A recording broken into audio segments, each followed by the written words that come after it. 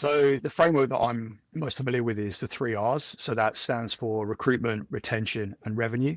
It's something that we've implemented very successfully at AppDynamics. It's been implemented at Zscaler as well. It's not something that we necessarily use as much in CrowdStrike, but it's certainly something that I think any organization that is trying to either roll out a new go-to-market or they're trying to understand deficiencies in their own ability to fully prosecute the market opportunity.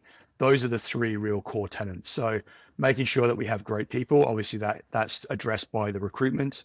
Once you have great people, you've got to retain them, right? You've got to make sure that they feel like they're in a team of A players, because A players want to be working with A players. They want to feel like they're learning, they're developing, and their best chance for personal and professional growth comes with you. And then ultimately, it's all building towards revenue.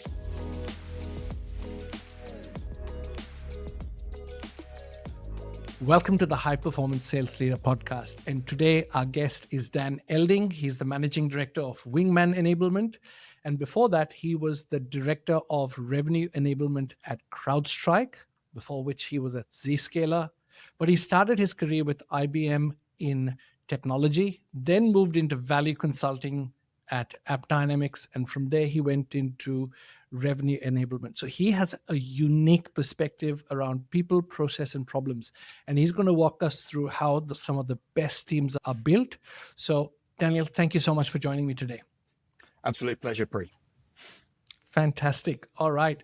Well, you've done the triple jump. Most people, either they start in technology and they end in technology. If they're in value consulting, that's where they end up.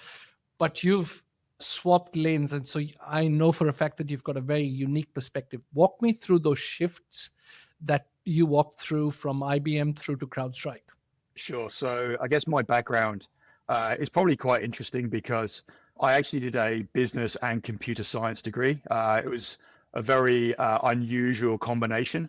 Turned out very early that I thought my future lay in technology. Turned out that technology probably wasn't my strongest point, and I've always really gravitated towards the business usage of IT rather than the raw developing and coding and all that kind of good stuff. So I actually did start my postgraduate degree as a developer, a web developer at Ford Credit, building websites. That was great. But throughout my career in technology, I really kind of gravitated more towards the business outcomes. And when I moved to Australia, I started working at IBM as a pre-sales, and it gave me a great grounding in conversations with customers and fixing problems for customers. But after about 7.5 years, I had the opportunity to move to AppDynamics. And it was a bit of a fork in the road moment at that point in time where I could either stay technical and move into security at Blue Coat, or I had the ability to move into something a little bit more aligned to potentially my real interest in business outcomes with AppDynamics. Luckily, I made the right decision, I think. I joined AppDynamics, and the rest is history. Right. So AppDynamics, walk me through the value consulting through to the revenue enablement piece.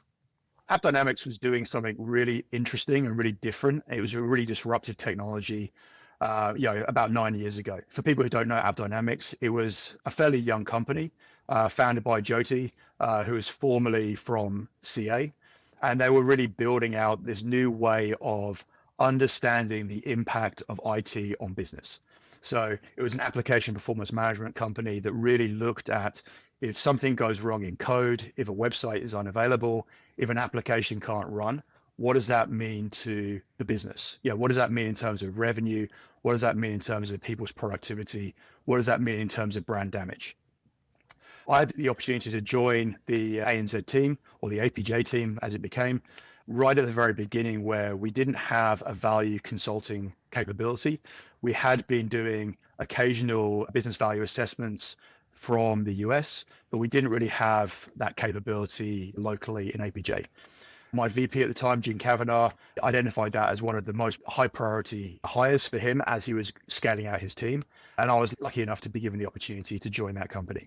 I came in as an individual contributor. After about 12 months, I started getting the ability to develop that role into a manager.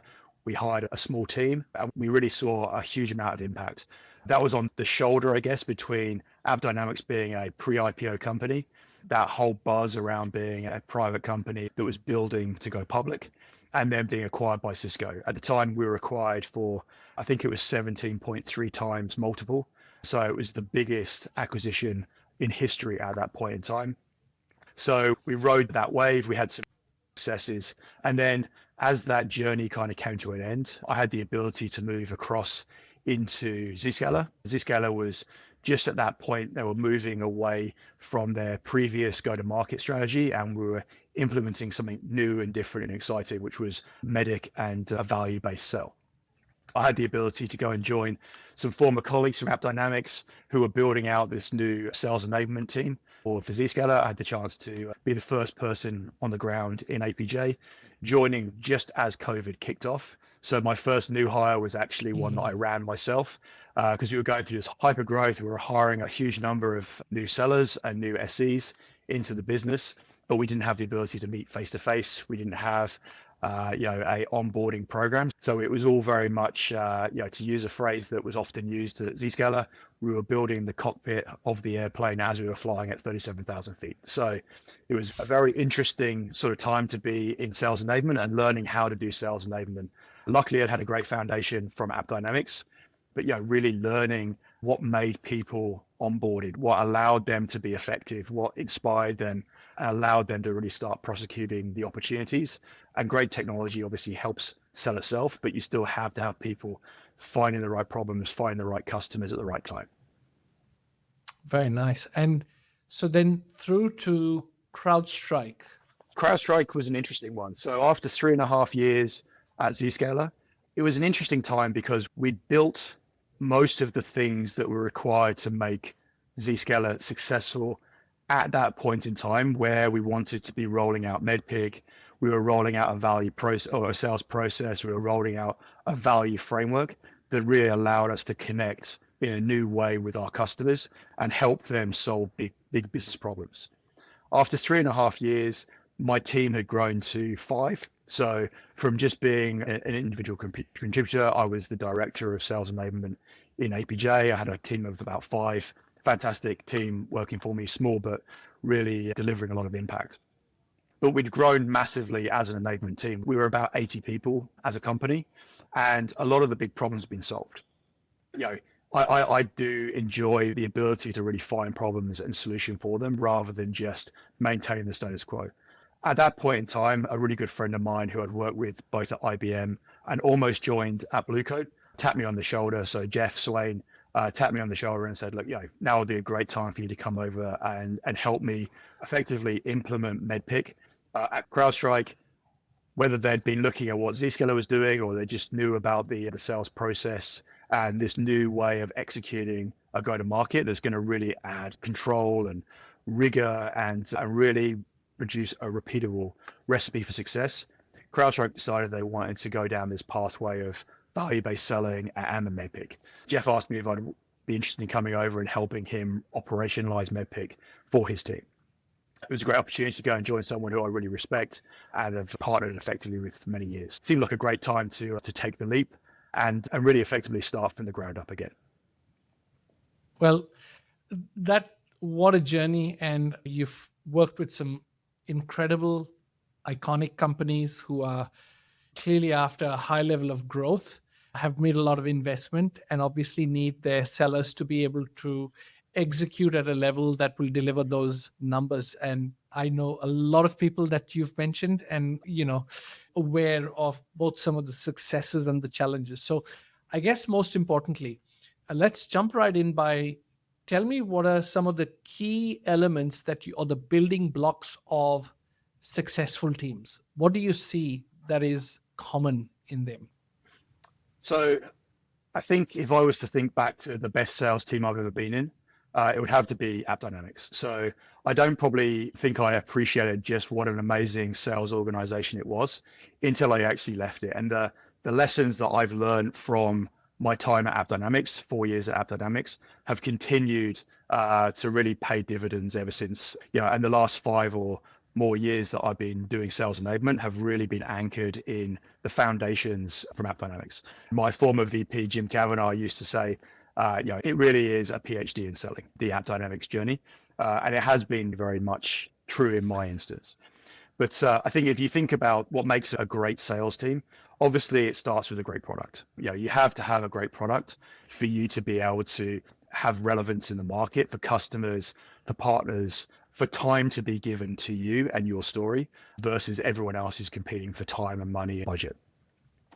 It also comes down to having a great go-to-market strategy. So great people who are executing a great sales process is incredibly important because we don't always lose to the best, right? Many times sellers will go and lose to someone who, was selling a much more inferior product, but they just had a better relationship. They just had a better hustle. They got there first. So you don't always lose to the best. The question is, why do we lose at all, right? So having a really good team where we're finding the right opportunities, we're qualifying the right opportunities, we're developing the right opportunities, we're progressing and closing those opportunities as a team. We're all pulling in the same direction. We're all talking common language, and we're really focused on the customer's outcome. That's what really defines, to me, a great go-to-market team. Yeah, absolutely. And what are the core pillars that you would attack if you were looking at a framework of transformation? If you're looking to transform a sales team that is either underperforming or has a huge number, they've got to climb this massive ramp, what would be some of the essential blocks or areas that you would attack to get them there? So the framework that I'm most familiar with is the 3 R's. So that stands for recruitment, retention, and revenue. It's something that we've implemented very successfully at AppDynamics. It's been implemented at Zscaler as well. It's not something that we necessarily use as much in CrowdStrike, but it's certainly something that I think any organization that is trying to either roll out a new go-to-market or they're trying to understand deficiencies in their own ability to fully prosecute the market opportunity. Those are the 3 real core tenets. So making sure that we have great people, obviously that's addressed by the recruitment. Once you have great people, you've got to retain them, right? You've got to make sure that they feel like they're in a team of A players, because A players want to be working with A players. They want to feel like they're learning, they're developing, and their best chance for personal and professional growth comes with you. And then ultimately it's all building towards revenue. If we're all exceeding our numbers, everyone's happy. Obviously that's really what sales is all about. Sales is all about, can I actually close deals? Can I make money? Can I exceed my quota? But you have to do that in a repeatable, predictable way. So revenue is not just, did I book the deal, but did I book the deal on time? Did I book it without having to discount too heavily? Do I have control of that deal? And can I go and find another one? Those 3 elements, the 3 R's as they're often referred to, that would be the place that I would encourage every sales leader to start with. And obviously sometimes, you don't have the ability to hire an entirely fresh new team, but sitting down and going through, well, what would be the characteristics of someone I want to recruit? And do I have those capabilities in my existing team? That's also where you really start looking at skills and wills. And, can I coach and develop this individual? Or maybe they're a great seller, but maybe they're not just a great fit for my organization and my go-to-market. That really sums up the full transformation, because if you actually hire great sellers, you retain them and you point them towards a territory, a target, and a number, I think we can expect great things to happen. But let's get into the how of stage 1. So if I was a first-time sales leader, what would you be coaching me and training me, or even an experienced sales leader who's made their fair share of bad hires? What would you tell me? How do I improve the quality of my hires at stage 1, which is recruitment? I think everyone makes mistakes with hiring. I know I have, and I'm pretty sure that everyone has made mistakes with hiring. Mistakes happen, but really what we're looking at doing is, how do we de-risk that part of the process? Because we know that it's so important. If you make a bad hire, it has a huge impact both to the team, but also to the revenue, right? And sometimes it's actually worse to have a bad hire than no hire at all. But there's always that pressure, especially as you're growing a team, to fill heads because they can start contributing towards revenue. So ultimately, I think, the framework that I would fall back to is ICE. ICE is a well-known framework for recruiting the right people, because, it has to come down to something more than just a gut feel.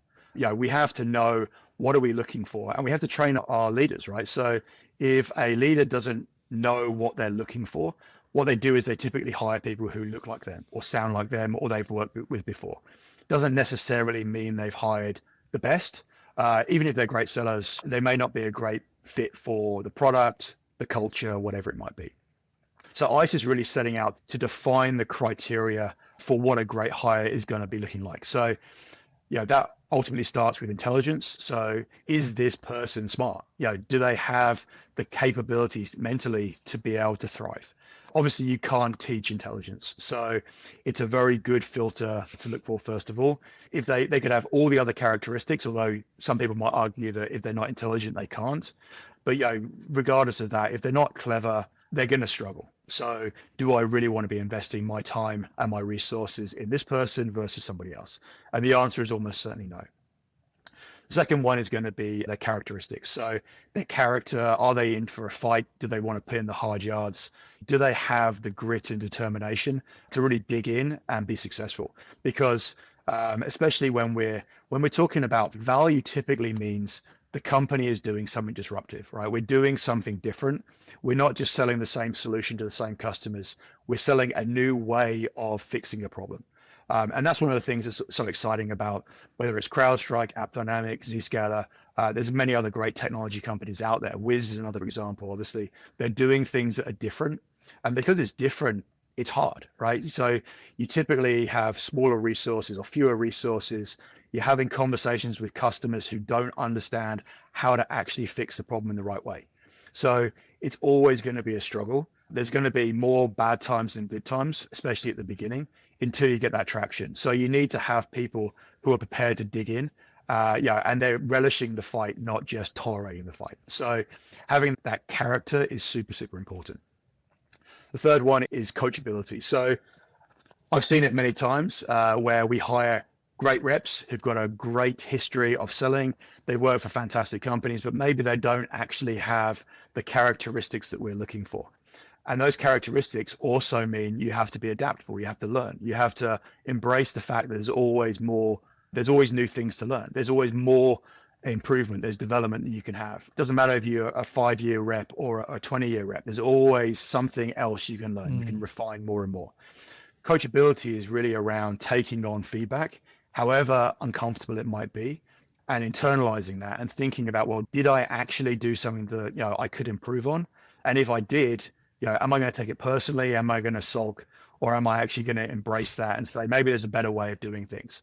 Because obviously coachability is really, it's done because we want to make you better, right? We want to make you more successful. We want to help you overachieve. We want to help you get whatever those goals and ambitions, whether that's buying a house, getting promoted, whatever it might be. Everyone has motivation. The coachability is, can I help you help yourself? So if people are closed and they don't think they can actually learn anything else, they're almost certainly not going to be a good fit for us because, there's always more to learn. There's always different things, and just thinking that I know it all and I can't learn anything. And, this company is going to bend their go-to-market strategy to me because I'm a great individual rep. That's not how great sales cultures are built. So great sales cultures are unfortunately shaped by people who come in, who've got great potential, and they adapt and embrace and really lean in to the opportunity this company and this culture has. And then finally, obviously, it's experience, right? So we don't want to be giving, all this responsibility, all this expectation to people who don't have a proven track record of being able to do this. And that experience and that track record is not just, have I sold before, but have I sold in this conditions? Can I thrive in these environments? Typically, it would be intelligence is the most important, but it's something that we want to validate for. But then the other areas are the things that we can really develop. So coachability is really, can I make this person better? Can I shape them into being an absolute A player? Are they going to bring other people in who are also going to make this virtuous circle? So we have a really strong sales culture where everyone is pulling in the same direction. No one is pushing back. Everyone believes in the mission and we're celebrating and winning together. That's fantastic. And I think that, a framework like that would have saved many careers. When I look at some of the spectacularly bad hires, which I get to see firsthand when I come in and I'm usually doing a replacement hire. The first thing I want to know is what happened. And, because we want to reduce risk of a repeat. And often I find that a lot of people stay at a surface level or have a surface level conversation, which, I've got great rapport. So we found something in common and we love the same football team, right? And, this person's got great results. But then you haven't dug down deeper into what were the conditions that they achieved their results in. What was the momentum and velocity? What was the brand name? What was the state of the territory? Was it an expansion or a net new acquisition? And all of a sudden, you're dealing with this set of poor discovery practices at interviews, and you make decisions with inadequate information because you had good rapport and the results seem good. And now you're going to realize over 3, 6, and 9 months, you've got someone who is actually not a good fit for the role. And it's a hugely costly and disruptive experience, right? I mean, it's interesting because recruiting is a little bit like selling. In fact, it's very similar, which is why so many sellers started in recruitment. But if you think about what you're trying to do, you're trying to qualify, is this person actually telling me the truth? And it's exactly the same between a candidate and a prospect, right? I'm asking the hard questions early because, as John McMahon says in The Qualified Salesman, which is actually it's a great book, and obviously he's one of the grandfathers of MEDDIC and value-based selling and a sales process. One of the quotes that really stood out to me is "Bad news can't wait." And bad news can't wait applies both to selling but also to recruitment. So, if I'm not sure about, is this person telling me the truth? Are they telling me what they think I want to hear? And obviously, you as a recruiter, I'm pretty sure, you coach people to be prepared to answer questions the way that you're expecting the interviewer to want to hear the response.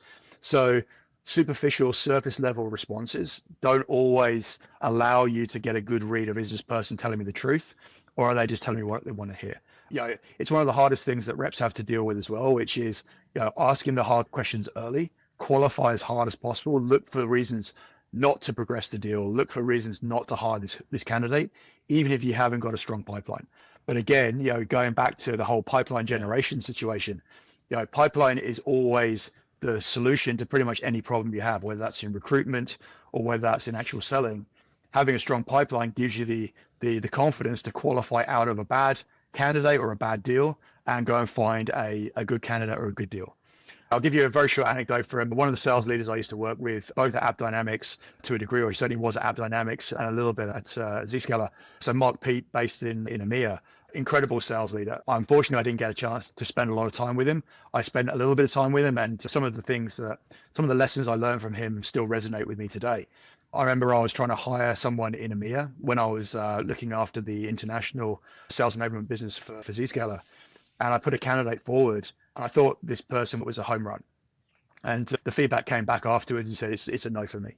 And I was shocked because the feedback he said was, the guy sent me an email as a follow-up and he had a couple of spelling mistakes in it.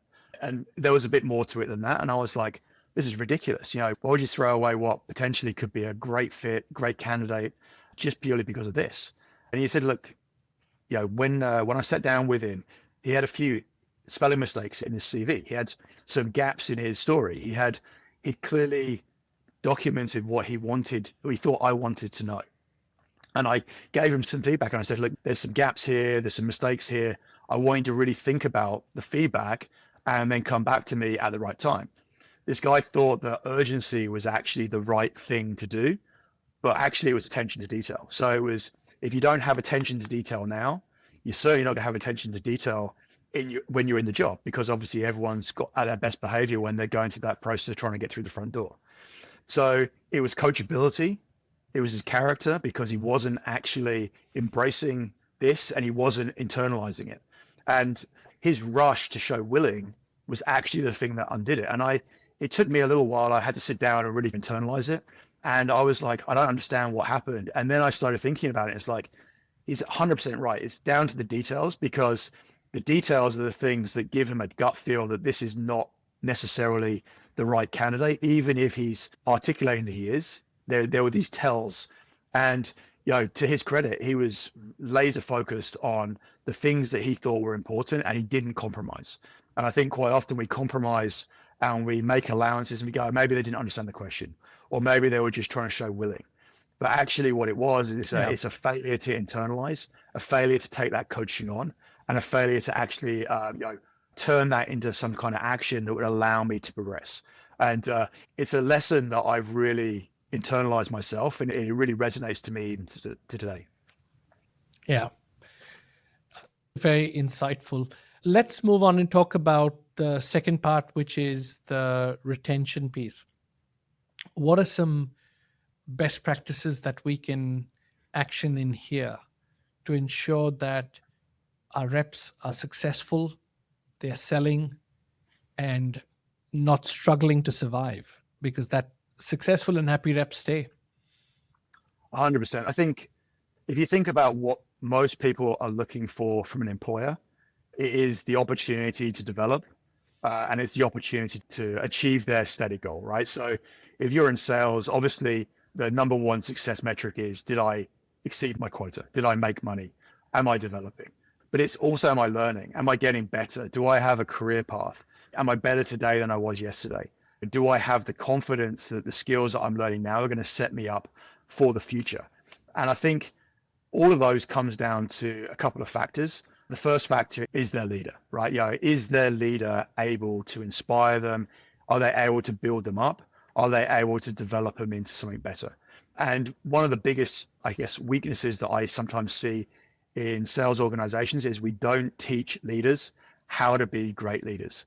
A lot of the people have come into the role they're in today because they were a great rep, and they effectively get promoted because they were very effective as an IC. And now we're asking them to do very different roles. So we're asking them to effectively step back from it's all about me and it's all about you from now on, right? So it's a very different mindset. And some people just aren't capable of making that transition. They become super reps. They try and do everything on behalf of their team. That doesn't allow them to make mistakes. It doesn't allow them to learn. It doesn't allow them to develop. You're basically creating a bottleneck, and you're that single point of failure, but not just for yourself, but for your entire team. But having great leaders who understand, and again, it comes down to their character as well. Do I want to be taking a backseat and having the success? I want to be the witness of the success rather than the person who's actually doing the success myself. It's a different mindset, right? But having the right people in those roles and then training them what to look for when it comes to hiring, how to actually develop, how to do coaching, how to be better. And one of the things that I've always kind of set myself up and my team up is, if we're going to teach anyone how to do something, we have to be better than them at doing it today. So if we're implementing the value framework, if we're doing deal clinics with MedPick, I have to be better the person who's sitting across the table from me. Otherwise, they're learning nothing. I'm wasting their time. I have to add value, right? And I have to add value immediately. The same with their leaders. Their leaders need to be able to inspire. The problem with MedPick and value-based selling is it can feel like inspection. It can feel like we don't trust you. It can feel like we don't think you know what you're doing. However, it can also be an amazing, enlightening experience if I can show you new things. I can give you new angles of inquiry. I can help you de-risk. I can give you a pathway to success. I can help you think about, what do I do next? How am I going to use my time more effectively? How am I going to get a better return for my investment? So leadership is such an incredibly important part of operationalizing MedPick and value-based selling, and inspiring people so they want to stay in the business and building that culture of mutual success.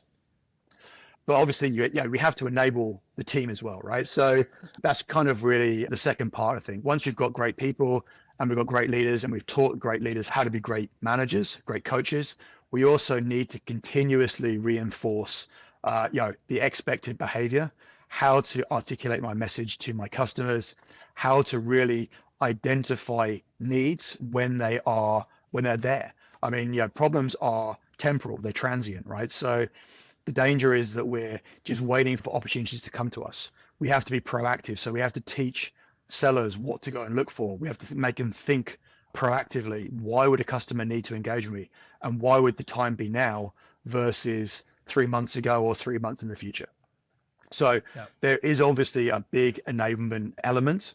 And as companies grow, they become more complex. So CrowdStrike's a great example where they started off, very, very specific around endpoint detection response, incident response, and threat intelligence. They were the core, really, effectively, and a few other products. So then they've grown to 30 products, 30 different solutions, 30 different potential stakeholders. So you have to enable the sellers so that they're not just falling back to what they know, but they're also able to have conversations with new stakeholders about new problems, to understand different competitors, to be able to influence the thinking of these customers. So they're thinking solutions and platforms and outcomes, not just a vendor or a capability they're familiar with. So there's all sorts of different elements of making a seller effective. What we do, why we do it, who cares about it, what it means if we fix those problems. All of those are super important conversations that the seller has to be able to have with confidence, with credibility and authority with the audience for them to be successful. Absolutely. And I can already see that it's a platform that is built upon layer and layer of excellence, right? You bring the right people in, you ensure that the leaders have the capacity and the capability to coach these reps, and then you enable the reps to have the right conversations with the right people. Tell me, as we start looking at the final piece from a revenue point of view, what are some of the best practices that must be in place to be able to now deliver on those numbers, ensure that the forecasts are accurate? You've built this team that when it gets onto the field, you score, you're going to win. What are some of the things that must be in place? Yeah, I mean, I think one of the most demoralizing thing that a seller can have is tasting failure, right? So you do all the things that you know are important. You work super hard. You're taking time out of your evenings and your weekends. You're prioritizing work over family or other interests, and you lose, right? And that's how people lose confidence in the go-to-market that a company is positioning or pushing. So there has to be something that drives success, right? And because ultimately what we're looking at is repeatable, consistent, predictable success. So revenue is tied to having a go-to-market that you can depend upon, right? So it's effectively a recipe, right? So a recipe says if you do these things in the right order, you get the correct outcome.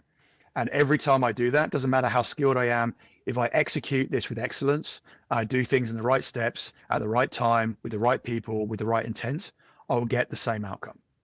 And obviously there's going to be some elements of luck and good fortune, and there's the human element that takes away some of the science. But ultimately, all we need to be doing is making it a scientific process wherever possible. And many people will say, well, that takes away the art of selling. It doesn't, right? Because it's the execution of the science that's the art, right? It's your relationships. It's how you build credibility and trust. It's your passion for fixing customers' problems and how you can actually communicate that so they build trust and they believe that you have their best interests at heart. That's the art of selling. But the science of selling is knowing the things that allow you to set yourself up to be effective, the things that allow you to de-risk your deal, the things that allow you to get to the end with all the elements that you need to be able to successfully close that deal with control.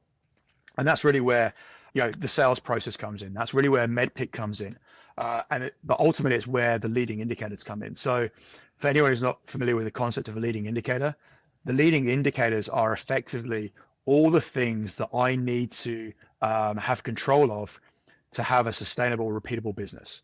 So it's how many opportunities am I finding every week? It's how many discovery meetings am I running? It's how many new business meetings. So where I'm taking a potential opportunity and I'm saying there's actually interest here, there's budget, there's stakeholders, there's a need that I can address, and this is where I want to invest my time, and not just my time, but my SE's time and the rest of my ecosystem's time. It's the things that I'm going to do that are going to allow me to differentiate, to influence the thought process of the customer, to articulate technical value, to articulate business value, to elevate the conversation to the people who have budget and influence to build relationships with the people who have problems and want to fix those problems and have the influence and power to be able to actually drive this narrative forward and fix that problem, because they genuinely believe that we are the right solution, the best outcome for them. And to get to the point where we can negotiate with procurement and we're saying, we understand your problems, we understand what's important, and we understand that our capabilities will allow you to fix that in a way that no one else can.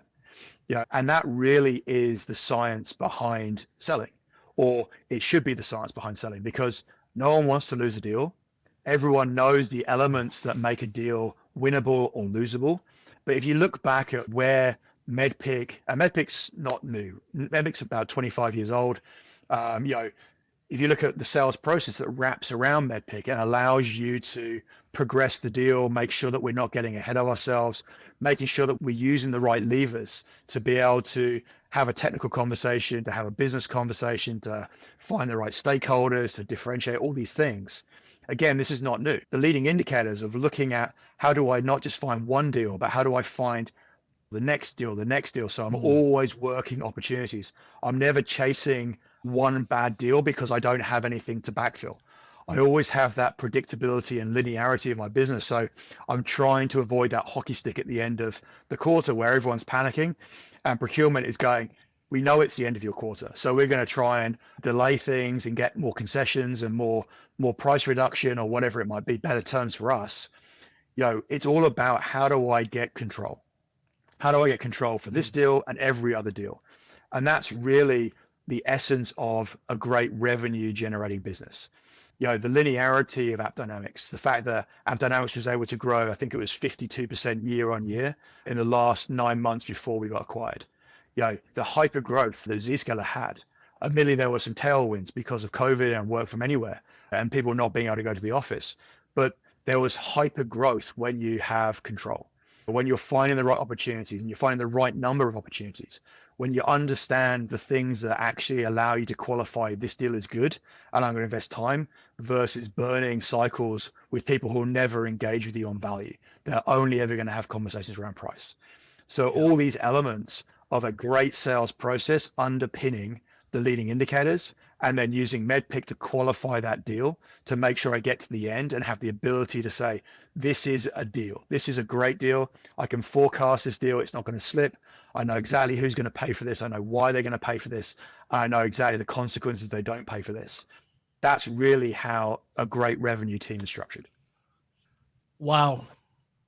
You have just delivered a masterclass on how to not only build a championship team, but also to win the cup. Daniel, thank you so much. There is so much value that somebody's going to take away from this, because I know that as sales leaders and account executives who tend to listen to this podcast, there are so many elements that can be unpacked. But I would say the overarching theme that you've brought to this conversation today, in my mind, is that it's not about luck. It's about being intentional at every stage and just engineering excellence, driving execution. And when you do that, you're going to get predictable results. Absolutely. And look, I used to hear it a lot at AppDynamics. I think it was Jeremy Duggan who used to say this quite often, which was you can get lucky once, right? But we're not here to be lucky once.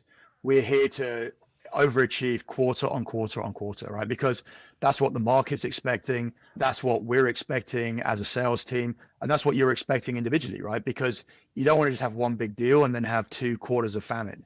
You want to have predictable results where you're achieving over your number every quarter, because that's what we're all here to do, right? We're here to be the best we can be. I think, just to leave this on this note, the best reps see Medpic and value-based selling and sales process and leading indicators as a way of achieving their goals. It's not something that they're doing as well as selling. It's just giving a language, a common language, to what they're doing instinctively. Great reps are always looking for problems. They're looking for people who care about it. They're looking for advocates in the business. They're looking to set themselves apart from everyone else. We're not telling you to do something new.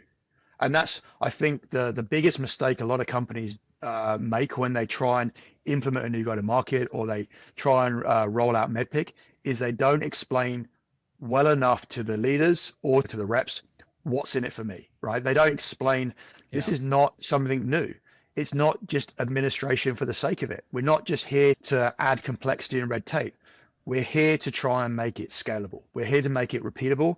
And we're here so that the leaders can look at every single person's business and add value instantaneously. You know you're doing well in your go-to-market if I come into your business and I can add value in the first 10 minutes. And the reason I should be able to add value in the first 10 minutes is because everyone's deals are structured in the same way. So I don't have to ask a bunch of questions. I don't have to dig into people's memory or their notebooks because the information is there. So I can start adding value. I can start challenging you. I can say, have you thought about this? What about this? Why would that be an important issue? Who else cares about this? You've got some gaps. What would you like to know? If you don't know what your gaps are, then they're risks. So how do I help surface those risks? And then we can start building a plan to overcome those risks. It makes you much more prescriptive, right? You're much more intentional in terms of who you're meeting, why you're meeting them, what you want to get out of that meeting. Did I have a good meeting? Did I achieve my goals? Sometimes we just go in and have meetings for the sake of meetings because we know bad things happen when we don't get in front of customers. So let's go and have a conversation. Let's have a coffee. Let's have a checkpoint. But why am I doing it, right? So you have to be intentional because that way the customer respects you. They understand what we're doing, but we also are explaining to them along the way, we're trying to help you fix your biggest problems. We know it's an important problem to solve. We know it's a priority. If you don't fix this, it's hurting your business. Let me help fix this problem with you. But to do that, I need to know information. I need to help you understand what makes us different. I need to be able to showcase this to you. I have to make sure I'm across all the other stakeholders that have a vested interest in fixing that, because if they're not talking to me, they're talking to somebody else. And then you're going to have some kind of internal conflict between different vendor solutions. All these things that we're trying to do, if we do it well, everyone is moving in the right direction. The partner, the sales team, and the customer, right? Because the customer's on a buying journey. They want to fix their problem as much as we want to solve it for them. It's important. So if we all go in about the right mentality, we think about this as helping get the customer the outcome. It helps get the rep the outcome they care about, and it helps the company get the outcome that they care about. Why wouldn't we do it, right? Because people lose deals all the time because they forget to do something they know is important. This is just giving you the framework, giving you guardrails to make sure that you're not going to lose a deal that you should win. And it's making sure you're not wasting time in a deal you can never win. And that's really what it is. Do this well, it's amazing results for everyone. Daniel, this has got everything that every sales leader would need to diagnose and identify some areas to improve, and every rep that would need to really go from struggling to actually being successful and significant in their sales career. So thank you so much. You have given immense value, and I am certain it's going to come back to you as people listen to this episode. So thank you so much. Awesome. Appreciate your time, Pree. Thank you.